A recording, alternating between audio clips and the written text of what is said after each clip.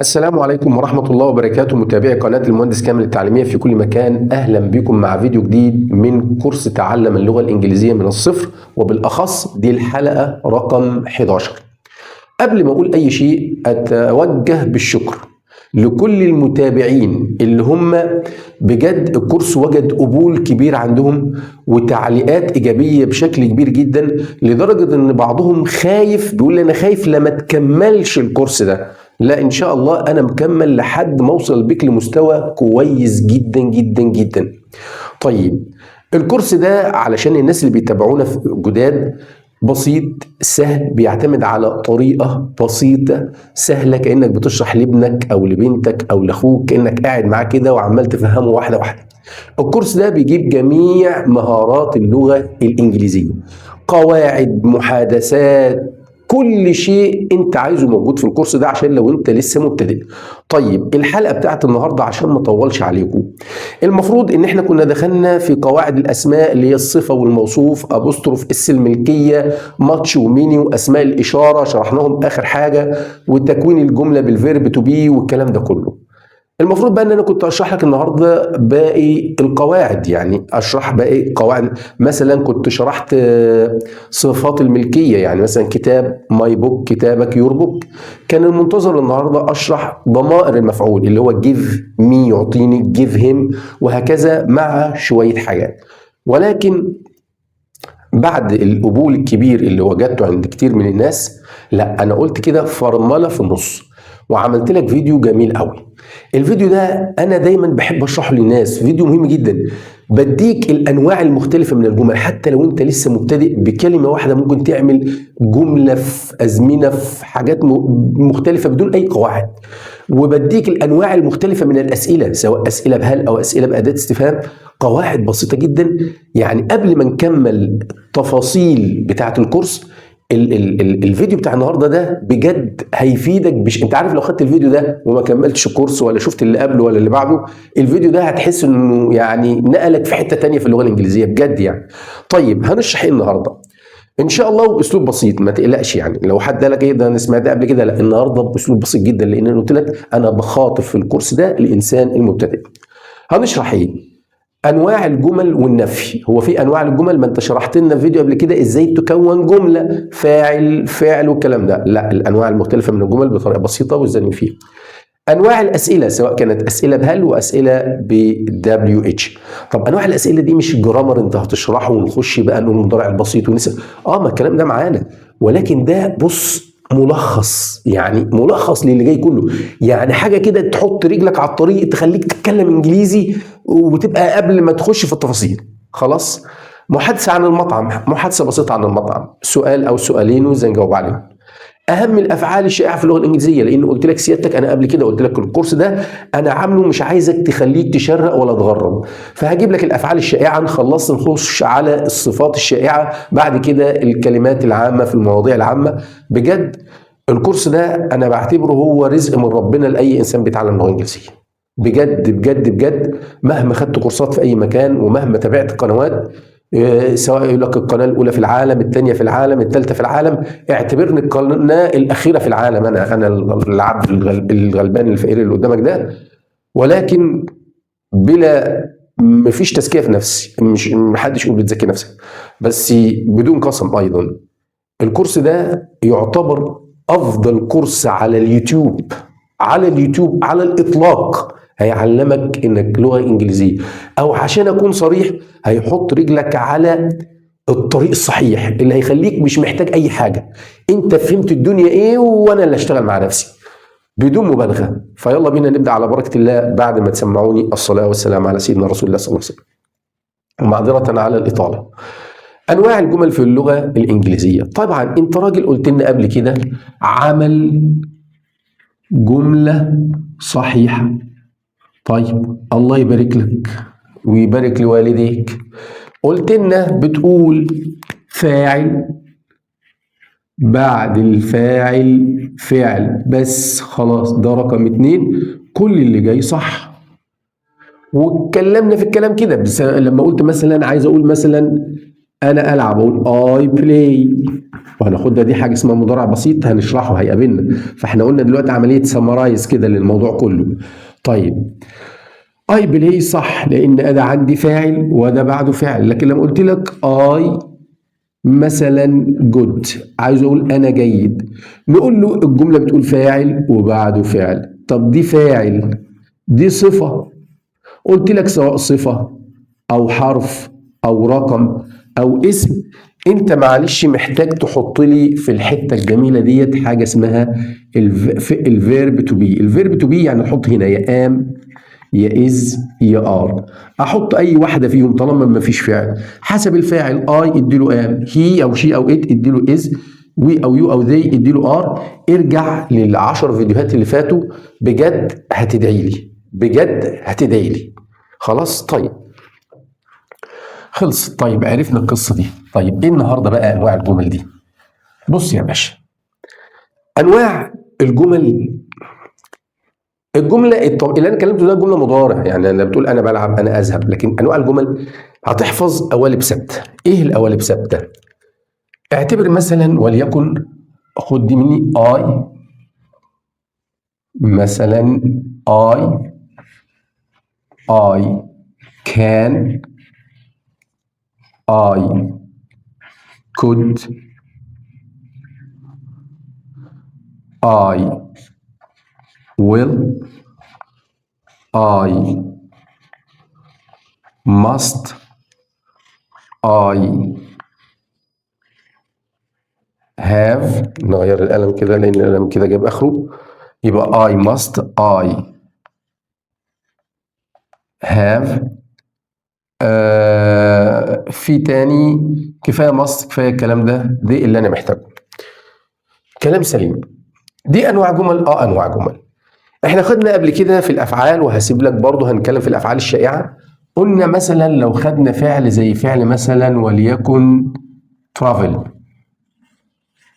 ترافل معناه فعل، معناه يسافر، وهو فعل منتظم. يعني انت لو حبيت تجيب الماضي منه هيبقى ايه؟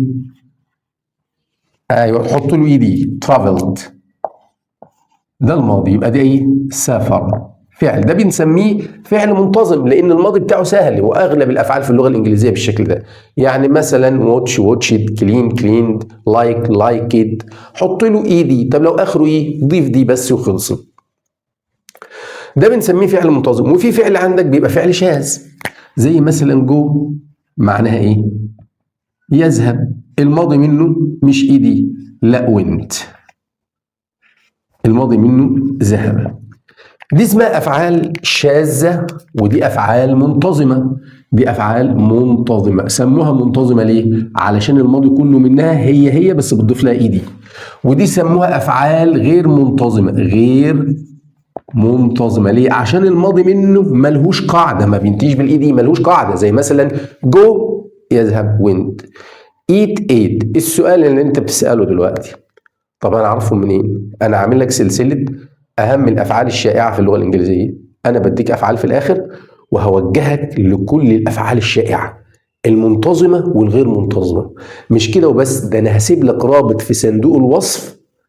بص كايب لك الافعال المنتظمه في فيديوهين، 4 فيديوهات. الافعال المنتظمه في فيديوهين وازاي تستخدمها في عمل جمل واسئله، والافعال الغير منتظمه في فيديوهين وازاي يعني بص ال4 فيديوهات دولت اساسيين لاي انسان مبتدئ في تعلم اللغه الانجليزيه، هتلاقيهم في صندوق الوصف قولا واحدا. ما ينفعش تتعلم انجليزي بل من غيره. وكمان مش مجرد افعال بقراها لك، لا ده انا بدربك استخدامها في الجمل والاسئله وغير ذلك من الحوارات اللي انت عايزها. طيب هناخد دلوقتي، خلينا في الفعل المنتظم وليكن اللي هو ترافل بدون ايه. انا بقى الانواع المختلفه من الجمل، الجمله الاولانيه دي بسميها جمله مضارع، انا بتكلم في المضارع. جمله ماضي دي جمله استطاعه، دي جمله استطاعه في الماضي. دي جمله مستقبل، دي جمله ايجاب الزام، دي جمله تملك. الله عليك. طيب في واحدة كمان نسيناها، I may. دي احتمال بقى، مش فاهم. هتفهم الكلام ده كله لما تفهم المعاني. طيب ركز بس معايا شوية صغيرة. ده مضارع وماضي. طب دي استطاع ليه؟ لان كان معناها استطيع. كد استطاع في الماضي معناها استطاع، والمعناها سوف، فانا سوف يبقى اللي جاي مستقبل. ايجاب لان مصر معناها يجب ان. طب تملك لان معناها يملك او لديه. مي معناها يعتبر قد او ممكن. طيب القصه ديت جميله قوي. انت بتجيب الفعل اللي انت عايزه، سواء ترافل، بلاي، وين تو جو. انت راجل دلوقتي لسه حافظ مجموعه من الافعال ومن الكلمات. انا حافظ فعل مثلا زي ترافل. طب ازاي اقول انا اسافر، انا سافرت، انا اقدر اسافر، انا سوف اسافر؟ بتحفظ كل اللي بتحفظه القوالب دي. احفظ الكلام ده كله بس كل اللي طالبه منك اقعد دلوقتي احفظ قبل ما اكتب اي حاجه. اي انا، خلاص، ودي اي انا هنعرفك ازاي تجيبها في الماضي. I can أنا أستطيع. I can أنا أستطيع. I could أنا استطعت. I could أنا استطعت، وحط بعدها اللي أنت عايزه.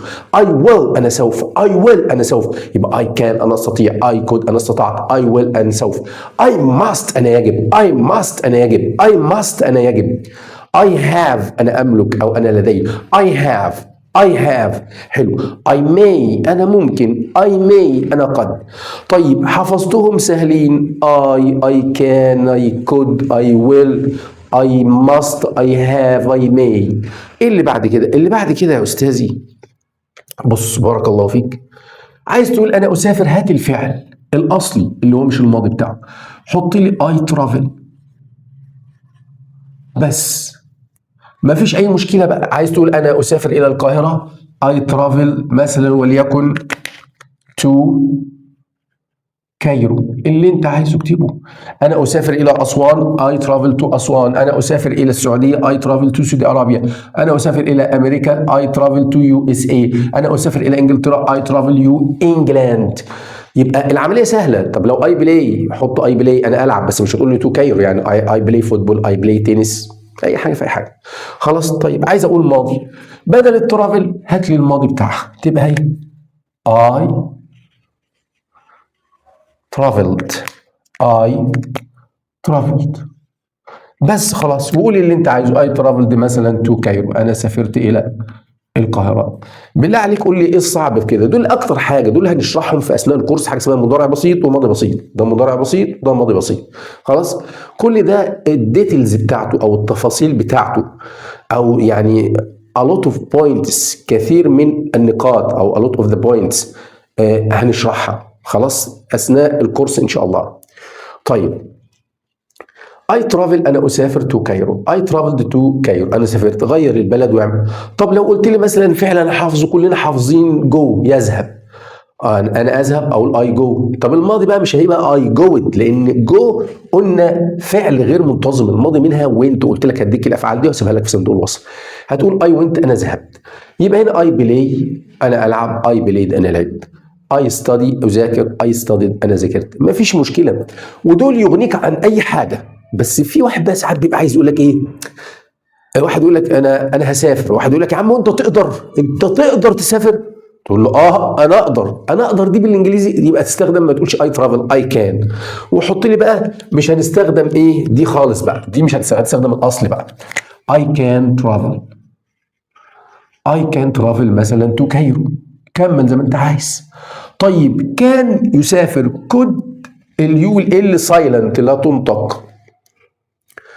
انا عايز واحد يقول لك انت تقدر، فانت قلت له اي كان ترافل انا اقدر اسافر، لكن انت عايز تقول له انا قدرت اسافر قبل كده، انا قدرت ماضي. طب ماضي قدر يعني ماضي يستطيع، استطاع، يبقى تستخدم I could travel.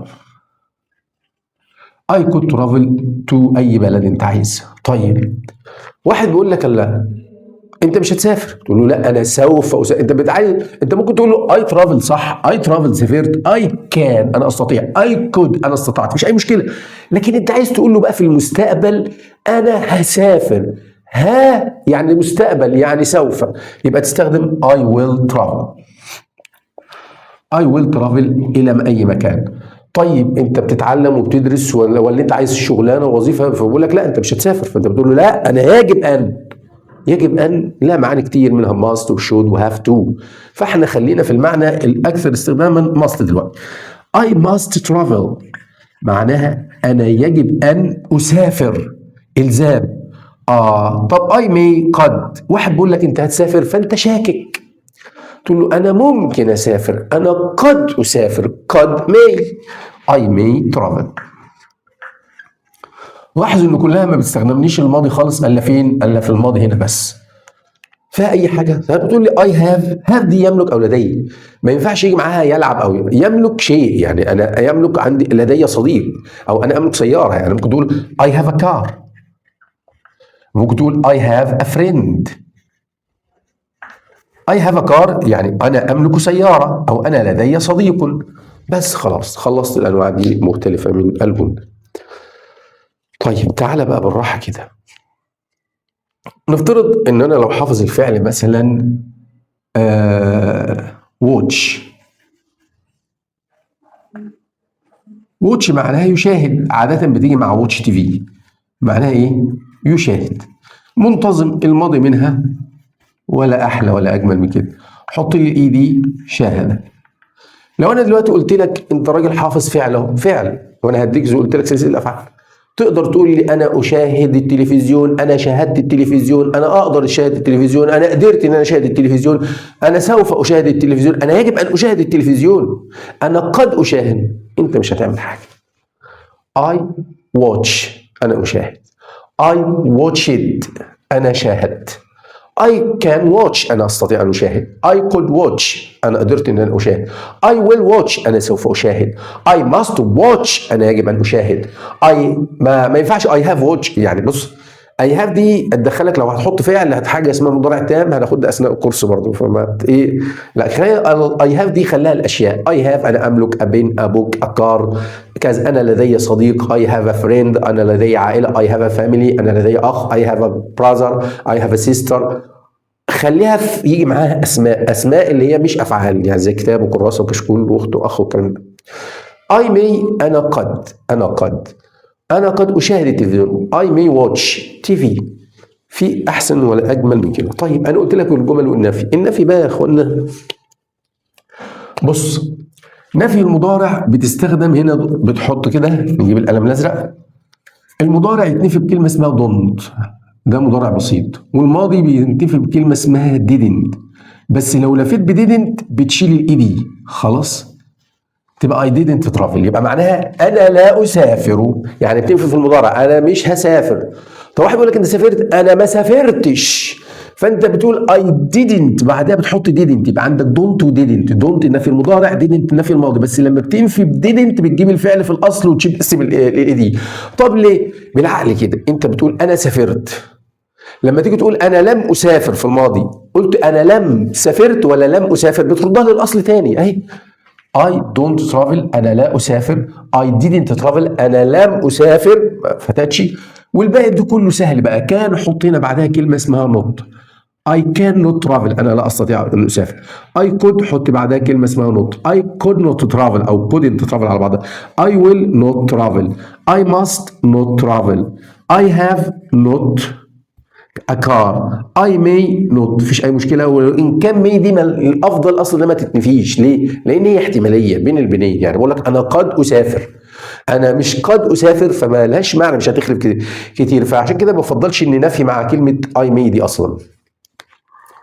طيب حلو كده خلاص، انت كده لو شفت القصه دي انت استاذ لغه انجليزيه في عمايل الجمل بابسط الاشياء، والجمله بسيطه جدا.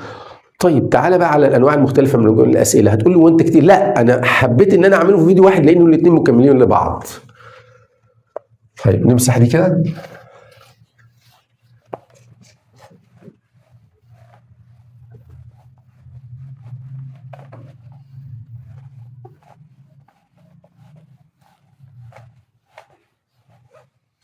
ولكن قبل ما نبدا في الانواع المختلفه من الاسئله، يعني أود أتوجه بشكر لكل إنسان بيعمل إعجاب للفيديو، بيشارك الفيديو، بيكتب تعليق للفيديو. وفي ناس، بعض الناس محترمة جدا بيكتبوا التعليق، يعني والله ممكن يحط قلب، يحط حاجة كده ويعمل كذا تعليق، هو حابب المحتوى فتشجيع منه للقناة.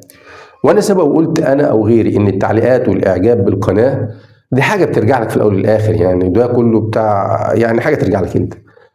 هي ديت اللي بتنشط الفيديوهات، وهي دي اللي بتخلي الفيديو ينتشر وبيوصل لاكبر عدد من الناس، وبترجع لنا احنا بارباح، وبترجع لنا تشجيع نفسي ومادي ومعنوي وكل حاجه. فانا سبحان الله، انت لما يكون بتتفرج على فيديو زي كده وحاسس انك بتستفاد وتيجي تعمل اعجاب ليا او لغيري، وانا ربنا يرزقني من وراء هذا الفيديو، هذا ضرتك في شيء ما ضرتكش في شيء، صح؟ بل بالعكس، يعني انت بتشجعني عشان اشتغل، وانا نفس النظام بلاقي تشجيع. فلما الاقي بقى التعليق من بعض الاشخاص يقول لك انت بتقعد تطلب مننا اعملوا اعجاب واعملوا لايك واعملوا علشان تتكسب من وراء. طب سبحان الله، ما ضرك؟ يعني ما الذي يضرك؟ يعني ايه ضررك؟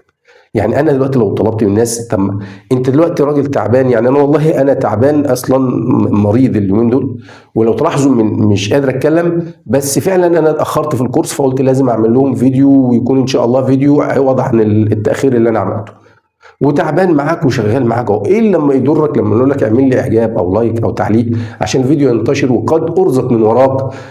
يعني ايه ضرك؟ يعني ايه الضرر؟ يعني نفسي اعرف، انت لو عملت اعجاب كده هو هيقللك؟ لا، انا ما بطلبش من الناس ان هم مثلا يدعموا القناه عن طريق سوبر سانكس، عن طريق مبالغ ماليه، او عن طريق اي حاجه. ما في سوبر سانكس ممكن تبعت عن طريقها تدوس وتبعت فلوس واقول لك اعمل الكلام ده، عمري ما طلبتها. الناس كلها حكايتها على الله، والناس كلها يعني ظروفنا كلنا صعبه، لكن انا بزعل من حاجه زي كده. انت ليه بتعمل كده؟ يعني انت ليه بتعمل كده؟ ايه يضرك يعني؟ هو على العموم انا عملت له ازاله من القناه وخلاص، يعني الحمد لله. بس يا المهم، معلش صدعتكم شويه. يلا نخش على انواع الاسئله. انواع الاسئله، احفظ دول مني. بص، دو يو وديد يو، دو يو وديد يو وار يو، بس خليهم دول على جنب، وهنروح واخدين بقى ادي الكان يو، ادي الكود يو، ادي الويل يو، ادي الماست يو، هاف يو جود. بس خلاص، انا مش عايز منك اكتر من كده. ركز. انا كنت ممكن اعمل دي فيديو ودي فيديو واعد فيديوهات، لكن انا بحب دايما حتى لو الفيديو طول ما يطول، بس بحب الم لك الموضوع كله في كلمه واحده. هو ده جمل واسئله، خلاص انت مش محتاج حاجه، انا جمل وده اسئله، مش محتاج حاجه تاني. طيب بص يا باشا، فاكر نرجع للفعل اللي احنا خدناه اللي هو كان ترافل، صح؟ هنا بقى بنحتاجش الماضي، وبقدر اعمل بيه الاسئله اللي انا عايز. بس لو تفتكر برضو، معلش هصدعك سنه كده، انا بحب اجيب الموضوع من اوله. فاكر لما قلت لك الجمله كان بيقول لك الفاعل زائد الفعل، زي مثلا يو ايت، حلو. يو كان، انت تستطيع اي حاجه، ما هو تستطيع فعل. يو كود، انت استطعت، فعل. يو ماست، انت يجب ان، فعل. ديت الجمل. شوف الاسئله، بالله عليك ركز شويه، يعني والله يعني شرح انا اكاد اجزم انك ما هتلاقي ابسط منه تاني. طيب بالنسبه ليو ايت، انا عندي كان وكود وماست، دي لسه افعال ببني بها جمل ولسه قايل لك، فدي بنسميها افعال مساعده لان بيعمل بها سؤال. لما تلاقيش هنا فعل، قال لك خلينا في الاول دي. عايز تعمل لي سؤال، شقلب الاثنين دول مع بعض، هات لي كان يو. اذا كانت دي هل انت تستطيع، يبقى دي معناها هل تستطيع انت. عايز تعمل دي سؤال، هات الكود فين؟ في الاول. عايز تعمل ماست، هات الماست في الاول. يعني السؤال عكس الجواب. كل اللي بتعمله في السؤال، بص اهو، هذا السؤال، هذا السؤال اهو، بتعمل فيه ايه؟ الفعل الاول وبعدين الفاعل. يعني اذا كنت مثلا عايز اقول ايه، انت تستطيع تلعب، حلو، وعايز اقول له هل تستطيع تلعب، انت دي جمله، دي سؤال، يبقى جمله الفعل الاول، الفاعل انت، يبقى يو. تستطيع كان تلعب بلاي. طيب هل يبقى السؤال يبقى الفعل الاول، يبقى هات كان فين في الاول، يبقى كان يو بلاي. بس خلاص انت فهمت كل اللي جاي كده معايا. تعالى لي بقى واحده واحده.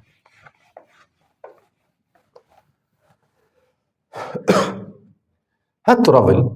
انا طبعا بادئ بدون، طالما بادئ بدون تبقى هل بادئ بار، لان دي كلها افعال مساعده. احنا خدنا الافعال المساعده قبل كده، بص اذكرك بيها: دو وداز وديد وام واز وار، والماضي بتاعهم ووز ووير، وعندي كان والماضي كود، ويل مستقبل الماضي وود، وعندي هاف وهاز والماضي هاد، وعندي مي ممكن والماضي مايت.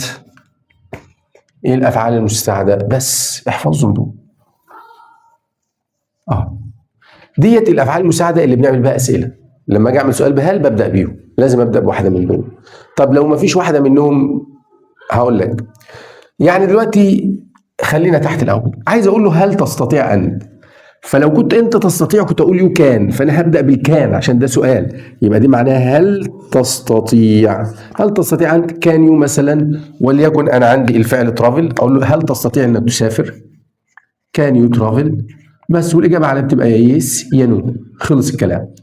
طيب عايز اقول له هل استطعت انت تسافر؟ طب انت استطعت كانت يو كود من شويه، تبقى كود يو. كود يو معناها هل استطعت ان تسافر. كود يو ترافل، قلنا طبعا هنستخدم المضارع كله. هل سوف تسافر؟ ركز معايا في الحته دي. ويل انت سوف، يو ويل ترافل، انت سوف تلعب، يو ويل بلاي. لكن هل انت بدل يو ويل هات ويل في الاول، يبقى ويل، يبقى هل سوف تسافر. ويل يو ترافل. طيب must you، انت يجب ان تسافر، كنت بقول you must travel، انا يجب ان اسافر I must travel. طيب هل انت بدل you must يبقى must ايه؟ you. يبقى هل يجب ان تسافر، حط لي ايه؟ travel. هنا بقى have you got معناها هل تملك، هل تملك، او هل لديك، او هل ايه؟ لديك. طبعا تحط هنا لازم اسم، يعني انت مش هتملك مش هتملك يلعب يعني. هل لديك مثلا have you got، احفظها كده have you got، have you got a car، هل لديك سيارة، او have you got a friend، هل لديك صديق. خلاص الموضوع بسيط اهو بقى. يعني انا دلوقتي لما اقول لك انت تستطيع تقرأ، اقول لك you can read، هل تستطيع تقرأ؟ يبقى اعكس عشان ده هل سؤال. can you read. انت سوف تذهب you will go، هل سوف تذهب؟ يبقى will you go. عايز اقول لك انت يجب ان تذاكر you must study، هل يجب ان، بدل you must you study. هل تملك، محفوظه كده have you got، have you got a friend، have you got a car، have you got a pen، have you got a brother، have you got a family، have you got. احفظ have you got. خلاص. طيب تعالى بقى نرجع لفوق الدو وديد ودي. الدو والديد لما انا عايز اقول لك هل تسافر او هل سافرت، مش عايز اقول لك بقى هل تستطيع. يعني هنا كانت هل تستطيع، هل استطعت، هل سوف، هل يجب. انا عايز اقول لك هل تسافر ولا استطيع. قال لك نبدا بالديو. الديو يا باشا هل، يبقى دو يو ترافل. طيب هل سافرت، ابدا بالديد يو، ديد يو ترافل. برضه يبقى هل في المضارع ودي في الماضي.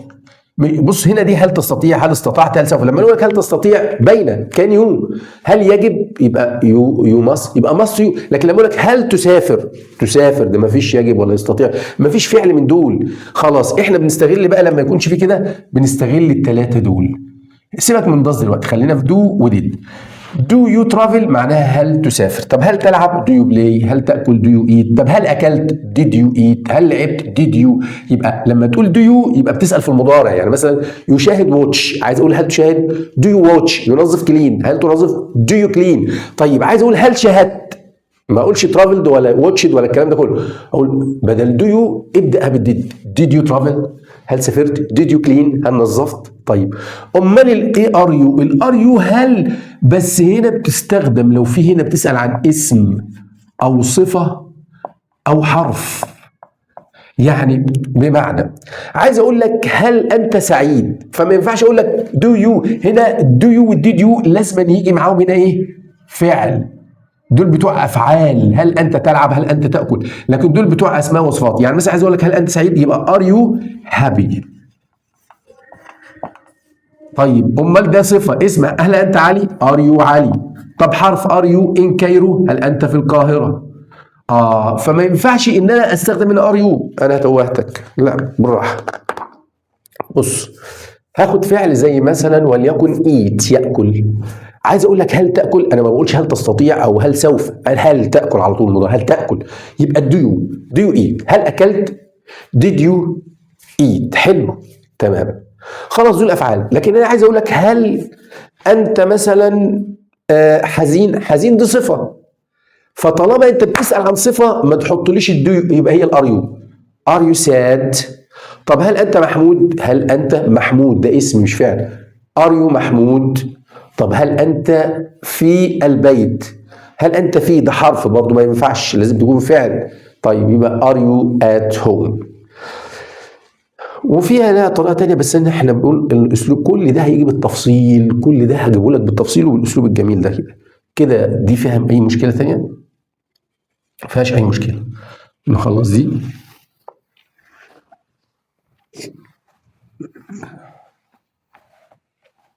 خلاص قربنا نخلص، يعني مفيش اي مشكله بالنسبه لي دلوقتي، قربنا نخلص عشان الناس ايه ما تجدش يعني اكون طولت ولا حاجه.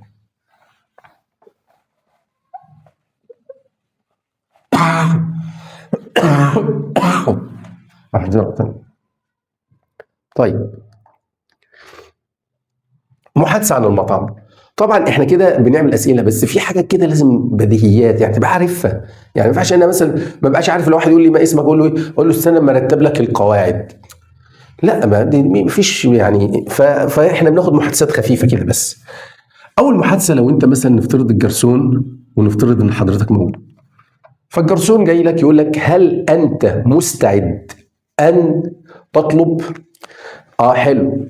طب هل انت مستعد؟ خد بالك انا قلت هل انت، هل انت عندي ديو وعندي ديديو وعندي اريو. هل انت مستعد؟ فخلاص انا بتكلم في المضارع، يبقى الديد دي مش معانا خالص.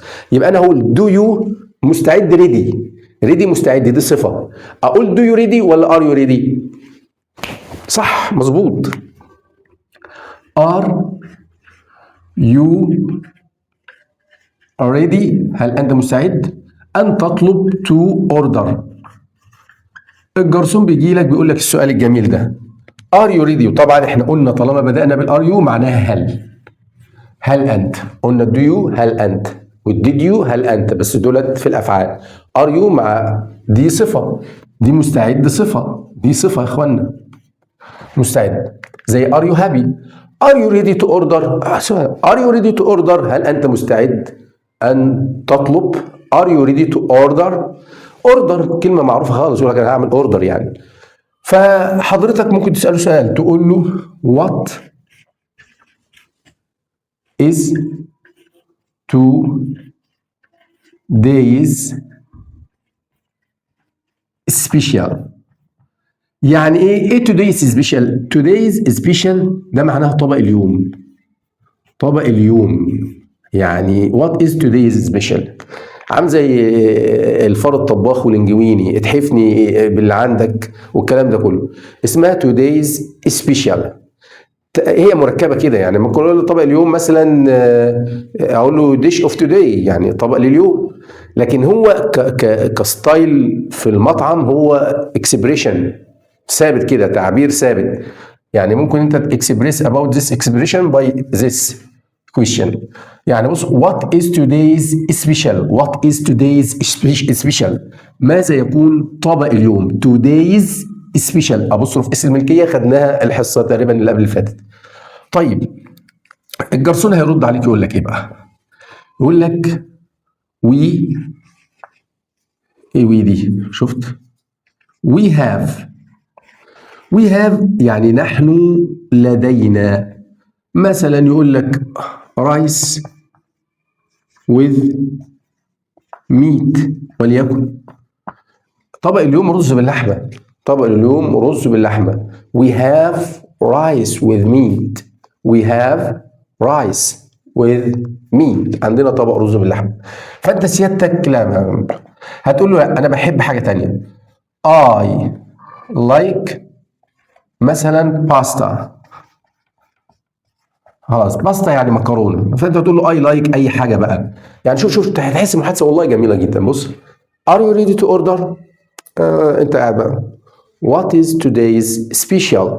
فيجي الجرسون يقول لك we have rice with meat. فانت تقول له I like pasta. I like pasta. انا احب المكرونه مع اي حاجه اي حاجه. طيب انت سيادتك كلت،